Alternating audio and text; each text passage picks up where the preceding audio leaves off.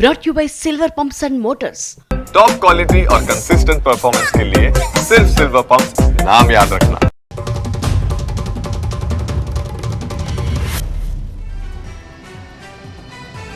CM Chandrababu ఇవాళ ఎన్టీఆర్ జిల్లాలో పర్యటిస్తారు. చంద్రలపాడు మండలం ముప్పాళ్లకు వెళ్తారు.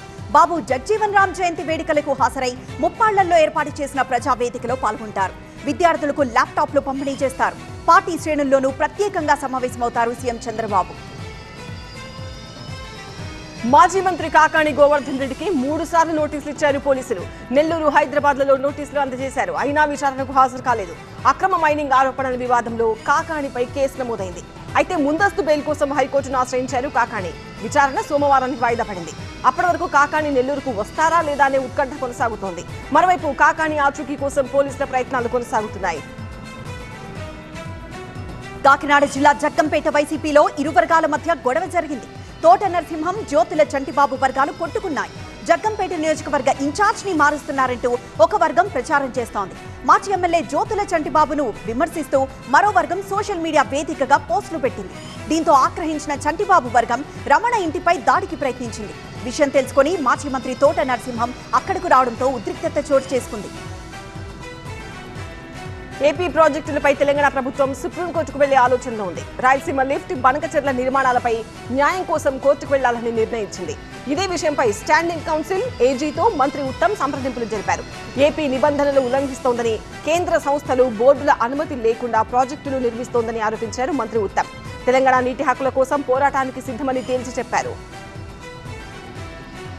శ్రీలంక పర్యటనలో భాగంగా ప్రధాని మోదీ కొలంబో చేరుకున్నారు. విమానాశ్రయంలో ఆయనకు 6 శ్రీలంక మంత్రులు ఘన స్వాగతం పలికారు.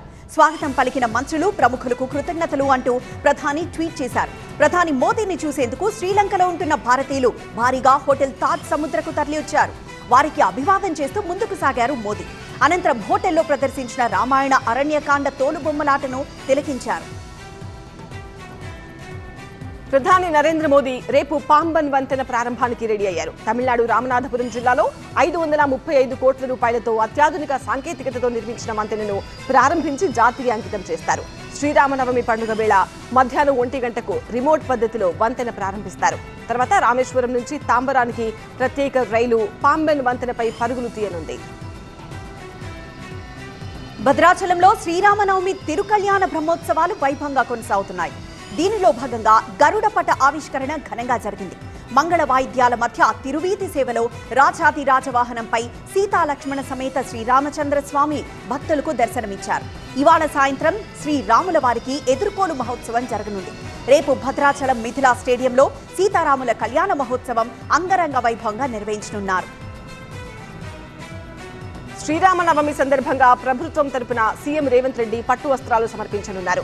సీఎం రేవంత్ రెడ్డితో పాటు సీతారాముల కళ్యాణానికి మంత్రులు, ఎమ్మెల్యేలు, ఎంపీలు హాజరు కానున్నారు. అటు ఏపీ నుంచి డిప్యూటీ సీఎం పవన్ కళ్యాణ్ శ్రీరాముని కళ్యాణోత్సవానికి వెళతారని చెప్పినా ఆ తర్వాత తన పర్యటన రద్దు చేసుకున్నారు.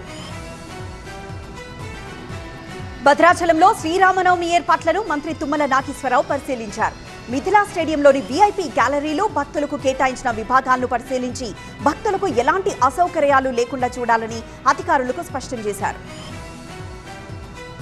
ఖమ్మం జిల్లా నేలకొండపల్లిలోని భక్త రామదాసు ధ్యాన మందిరంలో సీతారాముల కళ్యాణానికి ఏర్పాట్లు చేశారు.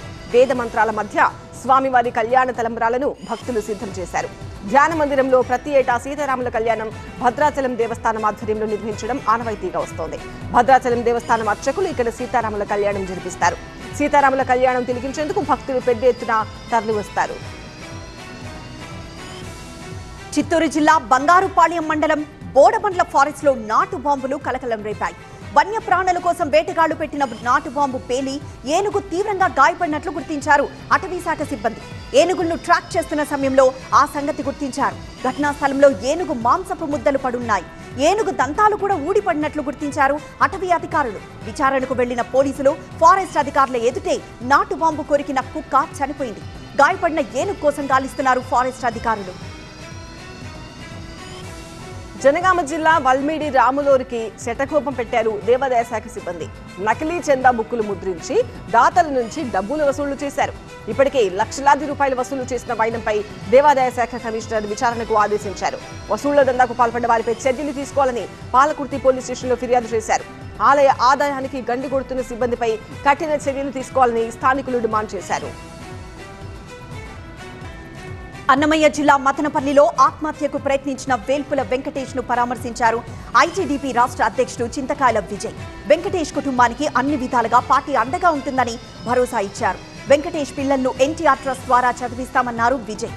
టీడీపీ కార్యకర్తలెవ్వరూ ఇలాంటి అఘాయిత్యాలకు పాల్పడవద్దని విజ్ఞప్తి చేశారు విజయ్. ఖమ్మం జిల్లా వైరాలోని రెసిడెన్షియల్ గురుకుల పాఠశాలను తనిఖీ చేశారు జిల్లా కలెక్టర్ ముజామిల్ ఖాన్. పాఠశాలలో నిర్మాణం చేపట్టే ఇంటిగ్రేటెడ్ స్కూల్ స్థలాన్ని పరిశీలించారు. నియోజకవర్గ కేంద్రంలో ఇంటిగ్రేటెడ్ స్కూల్ ఏర్పాటు వల్ల అన్ని సామాజిక వర్గ విద్యార్థులకు కార్పొరేట్ స్థాయిలో విద్య అందిస్తారన్నారు. గురుకుల పాఠశాలలో వసతుల గురించి ప్రిన్సిపల్ రమాదేవిని అడిగి తెలుసుకున్నారు. అకాల వర్షానికి తడిసిన మిర్చి, వరి, మొక్కజొన్న పంటలను ప్రభుత్వం తక్షణమే కొనుగోలు చేయాలని రైతులు కోరారు. మహబూబాబాద్ జిల్లా కేంద్రంలోని వ్యవసాయ మార్కెట్ ముందు ధర్నాకు దిగారు రైతులు. ప్రభుత్వానికి వ్యతిరేకంగా నినాదాలు చేశారు. తడిసిన ధాన్యాన్ని కొనుగోలు చేస్తామని అధికారులు హామీ ఇవ్వడంతో రైతులు ఆందోళన విరమించుకున్నారు. కామారెడ్డి జిల్లాలో హైవేపై కారులో అకస్మాత్తుగా మంటలు చెలరేగాయి. కేశంపల్లి శివారులో స్కార్పియో కారు దగ్ధమైంది. పొగలు రావడంతో గమనించి కారును నిలిపివేశాడు డ్రైవర్. భువనగిరి నుంచి బడాబాహాడుకు వెళ్తోంది వాహనం. హుటాహుటిన స్పాట్కు చేరుకుని మంటలు ఆర్పేశారు ఫైర్ సిబ్బంది. కారులో ప్రయాణిస్తున్న 6 సురక్షితంగా బయటపడ్డారు. శ్రీ సత్యసాయి జిల్లా పుట్టపర్తిలోని చిత్రావతి రోడ్డులో రంగసాయి అపార్ట్మెంట్ నుంచి పడి మృతి చెందింది ఒక వృద్ధురాలు. 7వ అంతస్తు నుంచి విద్యుత్ వైర్లపై పడి చనిపోయిందామె. మొదటి అంతస్తులో ఉండే హేమలత 7వ ఫ్లోర్ నుంచి కింద పడడంపై అనుమానం వ్యక్తం చేస్తున్నారు స్థానికులు. వృద్ధురాలి మృతిపై కేసు నమోదు చేసి విచారిస్తున్నారు పుట్టపర్తి అర్బన్ పోలీసులు. తమకు ఎలాంటి ఆపద రాకుండా కాపాడాలని కాటమయ్య స్వామికి ప్రత్యేక పూజలు నిర్వహించారు కల్లుగీత కార్మికులు. పెద్దపల్లి జిల్లా సుల్తానాబాద్ మండలం నారాయణపుపల్లి గ్రామంలో గొల్లపల్లి సొసైటీ ఆధ్వర్యంలో స్వామికి తాటి ముంజలతో అభిషేకం చేసి పూజలు నిర్వహించారు. వేసవిలో వచ్చే తాటి ముంజలను మొదటిగా కాటమయ్య స్వామికి సమర్పించిన తర్వాతే ఇతరులకు అందజేస్తారు గీత కార్మికులు. తిరుమల తిరుపతి దేవస్థానం సిఫార్సు లేఖలపై తెలంగాణ ప్రభుత్వం కొత్త మార్గదర్శకాలను రూపొందించింది. ప్రజాప్రతినిధులు ఇచ్చే సిఫార్సు లేఖలన్నీ పోర్టల్లో ఎంటర్ చేయడాన్ని తప్పనిసరి చేసింది.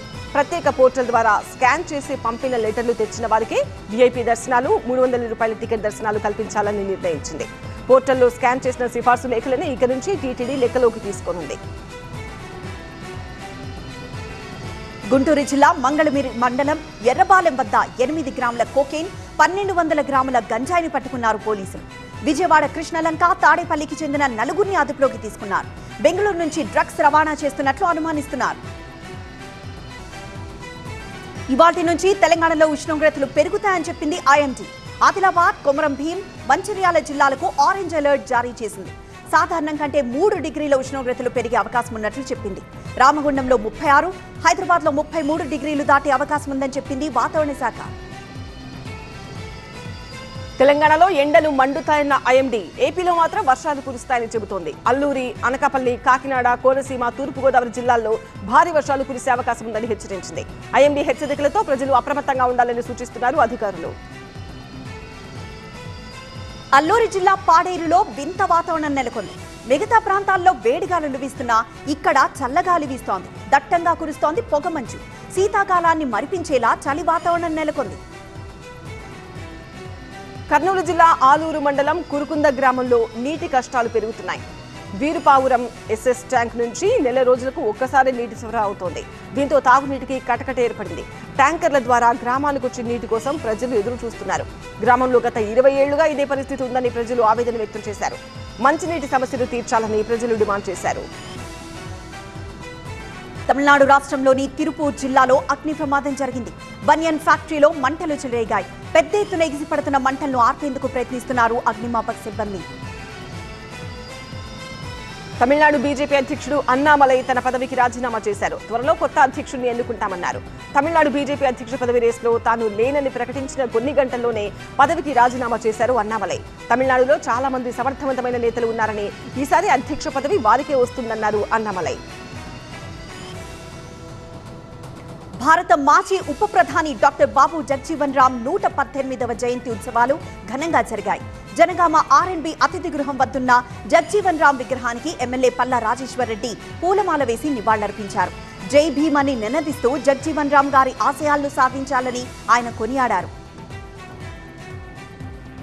కాకినాడ జిల్లా తాళ్లరేవు మండలం సీతారాంపురంలో తమకు చెందిన భూముల నుంచి దౌర్జన్యంగా మట్టిని తరలిస్తున్న జేసీబీ ట్రాక్టర్లను అడ్డుకున్నారు మండల దళిత వెల్ఫేర్ అసోసియేషన్ సభ్యులు.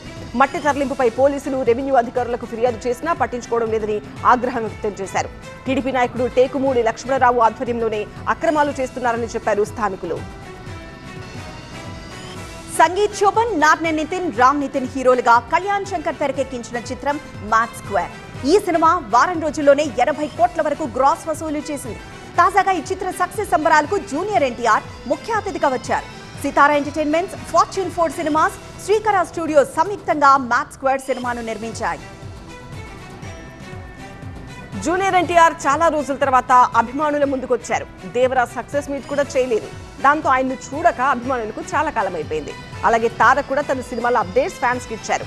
నెక్స్ట్ దేవరా 2 ఉంటుందని చెప్పుకొచ్చారు. అలాగే ఆయన లైనప్ పై కూడా క్లారిటీ ఇచ్చారు ఎన్టీఆర్.